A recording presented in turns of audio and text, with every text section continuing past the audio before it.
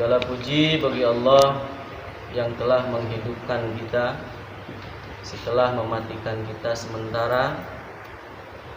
Dan alhamdulillah pada pagi hari ini kita diperkenankan oleh Allah untuk melaksanakan kewajiban kita, yakni sholat subuh berjamaah.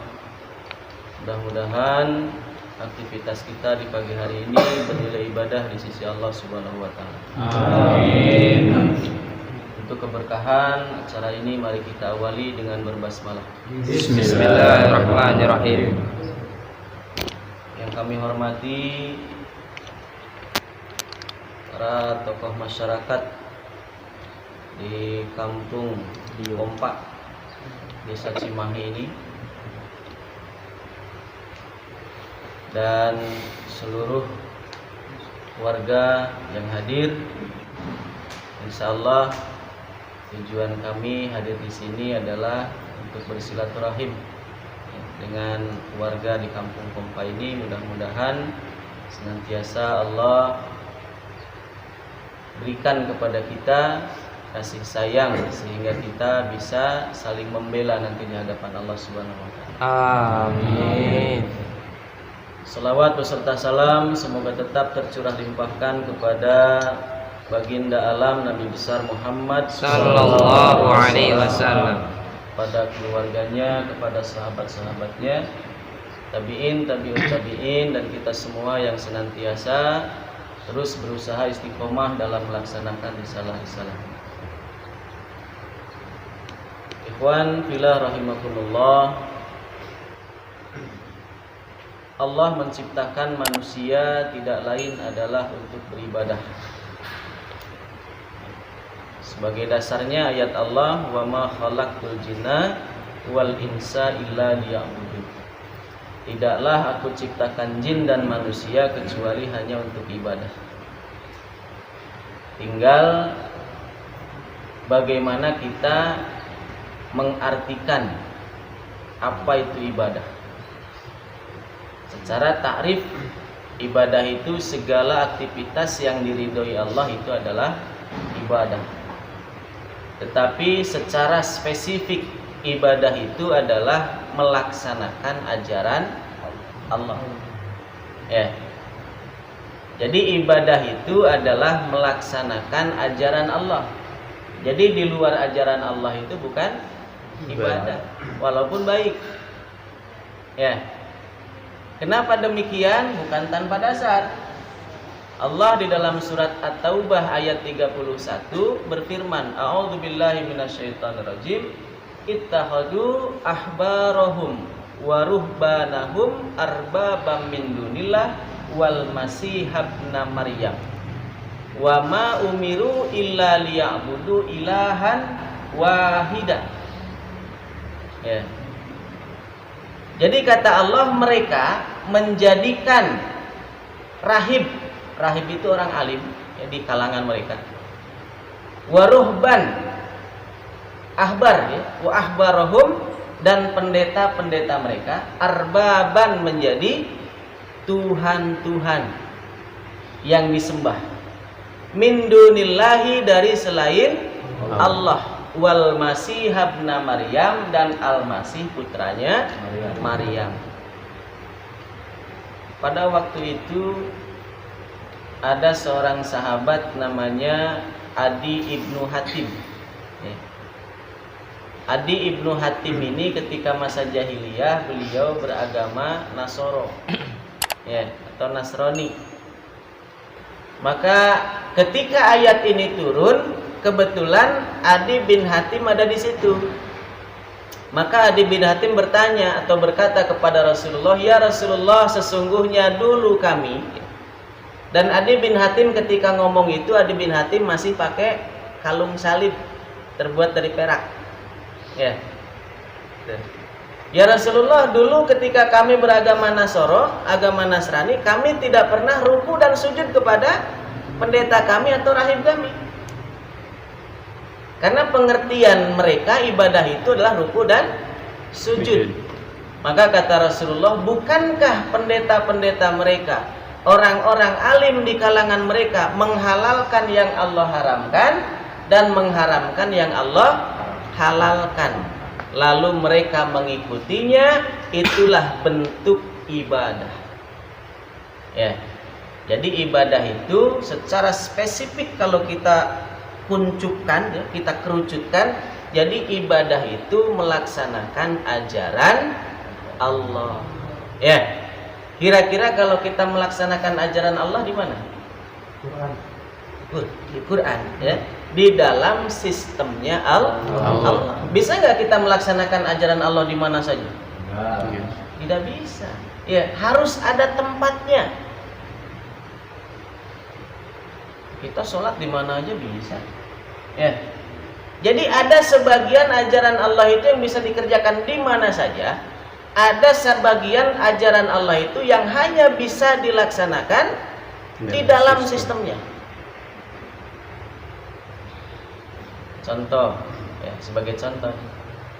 Jadi kalau kita punya kendaraan, ya, di negara kita ini, maka setiap kendaraan yang kita punya atau harta yang kita punya itu ada namanya pajak. Ya. Maka membayar pajak itu pemerintah menetapkan tempat untuk membayar pajak. Ya. Kalau pajak kendaraan bayarnya di kantor Samsat. Peruntukan pajak itu untuk apa? Untuk infrastruktur, ya. Itu. Untuk keperluan umum, jalan dan sebagainya. Kita paham itu. Maka ketika kita mau bayar pajak, ya, pas jalan nih mau bayar pajak, keluar rumah, ternyata di depan rumah kita jalan bolong. Ya, jalannya jelek. Akhirnya apa? Kita berinisiatif. Saya bayar pajak ke Samsat, nanti juga dipakai betulin jalan. Nah, daripada ribet-ribet ke Samsat, ya kan? Saya betulin aja sendiri. Ya, jalannya. Akhirnya apa? Beli semen, beli batu, beli pasir, dibikinlah coran, langsung diaduk, diplester itu jalan, bagus. Akhirnya setelah sebulan, 2 bulan, setahun, 2 tahun, datang petugas pajak ke rumahnya.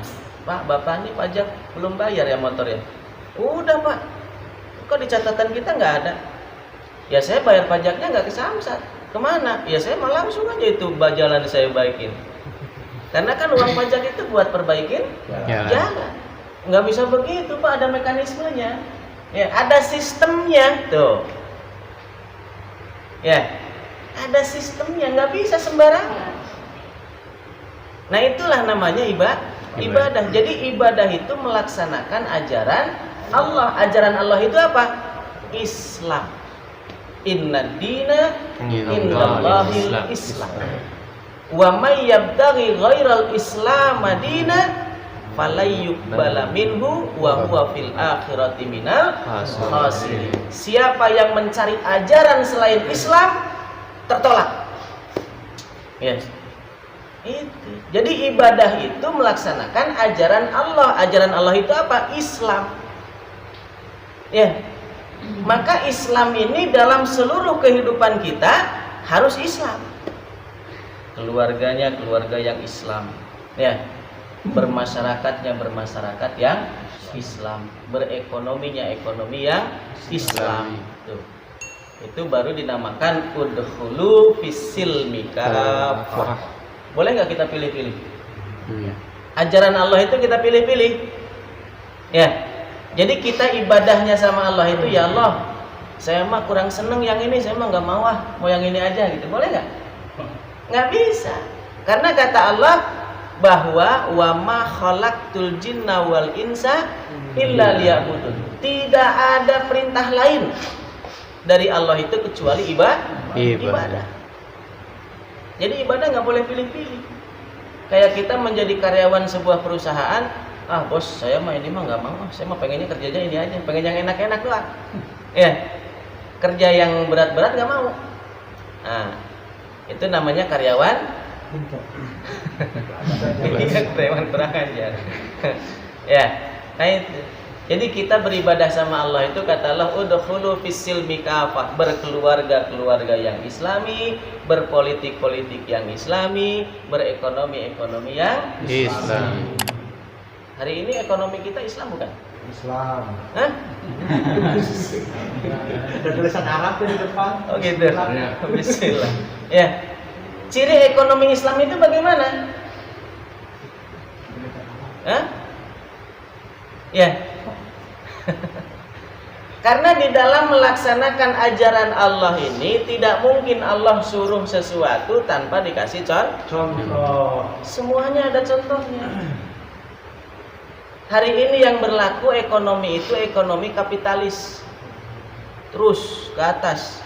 Yang kaya semakin kaya, yang miskin semakin miskin. Ya. Yang kaya semakin kaya, yang miskin semakin miskin. Hari ini berjalan seperti itu. Jadi kalau kita mengatakan saya Islam tapi berekonominya ekonomi bukan Islam, kira-kira Islamnya benar nggak? Enggak. Ya, ya kita jujur pada diri kita. Ya. Karena kita ini diperintahkan oleh Allah ibadah melaksanakan ajaran Allah, yaitu ajaran Islam. Jadi nggak boleh pilih-pilih. Ya. Di mana kita bisa melaksanakan ajaran Islam dengan kafah, dengan keseluruhan, tidak ada tempat lain kecuali di dalam sistem Islam.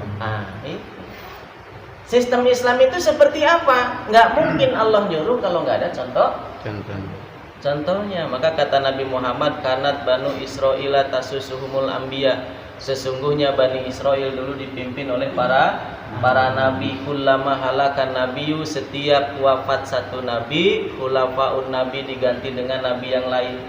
Allah utus Nabi Adam, terus agama belum sempurna, Adam sudah meninggal, ganti lagi dengan Nabi Nuh. Nabi Nuh terus berjalan gitu kan, ribuan tahun, agama belum sempurna juga, ganti nabi, terus begitu. Fa innahu la nabiyya ba'di, setelah aku, kata Nabi Muhammad, tidak ada lagi nabi. Maka sahabat bertanya, ya Rasulullah, kalau engkau wafat tidak ada lagi nabi, terus yang mimpin kami siapa? Karena sebuah sistem tidak akan berjalan tanpa adanya pemimpin. Itu intinya. Sistem apapun kalau tidak ada pemimpinnya tidak akan berjalan. Maka kata Rasulullah, fasayakunu khulafa fayaksur. Ya. Maka nanti kalian akan dipimpin oleh seorang khalifah yang bertambah banyak nanti. Maka sejarah membuktikan ketika Rasulullah wafat, maka dilantiklah atau dibaiatlah seorang Abu Bakar As-Siddiq sebagai seorang khalifah. Nah, karena fungsi manusia itu selain sebagai Abdullah adalah sebagai Khalifatullah fil ard. Ya, bukan Khalifatullah ing tanah Jawi. Ya. Jadi Khalifatullah fil ard. Jadi bukan tanah Jawa saja, seluruh dunia. Seluruh muka bumi. Nah, maka setelah Abu Bakar wafat digantikanlah oleh Umar. Umar wafat diganti Utsman. Utsman wafat diganti Ali. Yang jabatannya semuanya adalah khalifah. Tidak ada yang ganti. Tidak misalnya Abu Bakar wafat sebagai khalifah diganti Umar tapi namanya lain. Gitu ya, jadi perdana menteri misalnya. Enggak, tetap khalifah. Sampai kepada Hasan bin Ali, sampai kepada Muawiyah, sampai kepada Abbasiyah, sampai kepada Turki Utsmani 1924 runtuh, masih di dalam sistem khilafah. Nah, maka kata Allah, kalau kita ingin mencontoh, ya, maka contoh yang terbaik adalah kata Allah, as-sabiqunal awwalun minal muhajirin wal ansor walladzina tabauhum bi ihsan radhiyallahu anhum. Ya. Kadang kita ini mau cari keridhaan Allah, tapi caranya nggak mau caranya Allah gitu. Aneh. Kita ingin keridhaan yang punya perusahaan, tapi nggak mau dengan cara yang punya perusahaan, pengennya dengan cara saya. Gitu. Kalau kita pengen ridhonya Allah, kata Allah apa? As-sabiqunal awalun, ikuti orang-orang yang pertama masuk Islam. Minal muhajirin. Ya, dari muhajir. Orang pertama masuk Islam dari muhajir itu siapa? Abu Bakar. Abu Bakar itu sebagai khalifah. Ikuti Abu Bakar. Ya. Maka kata Allah apa? radhiyallahu anhum, Allah ridho kepada mereka, wa radu anhu, dan mereka pun ridho kepada Allah. Ya. Nah, ikhwan fillah rahimakumullah, mudah-mudahan ya kita ini bisa melaksanakan ajaran Allah dengan sebenar-benarnya, kita bisa menyempurnakan ibadah kepada Allah dengan sebenar-benarnya. Maka ketika kita ingin bisa melaksanakan Islam secara kafah, maka harus mengikuti pola yang sudah ada dari zaman dahulu, zaman awal ya. Karena polanya harus sama, nggak boleh beda. Ya, maka karena harus sempurnanya ibadah, maka setelah Turki Utsmani runtuh ya tahun 1924, umat Islam mulai saat itu kehilangan sosok seorang pemimpin, seorang khalifah ya di dalam menjalankan ajaran Islam. Sehingga setelah runtuhnya Turki Utsmani, umat Islam seperti ayam yang baru netes, induknya mati. Ya. Sehingga pak anak ayam itu ketika netes ciak ketemu bebek, oh ini ibu saya, diikutin. Ciak ketemu kambing diikutin. Yang ngeri kan ketemu musang, diikutin. Nah itu umat Islam hari ini begitu Pak. Karena kata Rasulullah, sataftari ala ummati, bakal terpecah umatku itu menjadi 73 golongan. Kulluhum finnar, semuanya masuk neraka illa wahidah, kecuali satu. Ya, siapa yang satu itu? Ana alaihi wa ashabi, aku dan sahabatku ada padanya. Artinya apa? Orang-orang itu melaksanakan sunnah Nabi dan sunnah para sahabat. Maka kata Rasulullah, alaikum bisunnati wa sunnatil khulafaur rasyidin al mahdiin. Ya, maka kalau pengen selamat ya begini caranya. Nah, maka setelah umat Islam kehilangan seorang pemimpin ketika 1924, berlalulah masa-masa umat Islam tanpa kepemimpinan. Maka bukan tanpa usaha itu ada, sehingga diadakan kongres-kongres ya, kongres di Madinah, kongres di Mekah, kongres di Karachi, kongres terus sampai terakhir di Yogyakarta tahun 2000 ya, terjadi kongres besar gitu kan, dihadiri oleh 2000 ulama untuk memilih seorang khalifah, tapi ternyata Allah belum mengizinkan ya. Maka sebelum itu sudah dimaklumatkan kehilafahan Islam oleh seorang ulama yang peduli kepada umat ya, bahwa kalau umat Islam tidak punya pemimpin, maka seluruh umat di dunia berdosa. Karena kata Rasulullah, la yahillu, bahasanya la yahillu itu tidak halal. Kalau tidak halal itu artinya apa? Haram ya.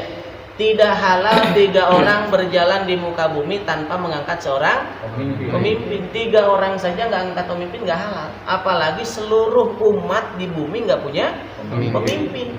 Coba, dosa semua. Maka ada seorang ulama yang merasa bertanggung jawab, ya, karena dia juga tidak mau berdosa, maka dimaklumatkanlah, ya, tepatnya tanggal 13 Rabiul Awal 1418 Hijriah bertempatan dengan 18 Juli 1997 Masehi ya, dimaklumatkan kembali kehilafahan Islam ya, atau disebut Khilafatul Muslimin, dengan seorang khalifahnya adalah Syekh Abdul Qadir Hasan Al-Baroja. Beliau keturunan Yaman, lahir di NTB, sekarang domisilinya di Bandar Lampung. Maka kami ini yang berseragam hijau putih ya, hari ini ketika ditanya siapa pemimpin kami, maka kami bisa menunjuk pemimpin kami adalah khalifah ya, sebagaimana orang-orang terdahulu memiliki seorang khalifah. Nah, maka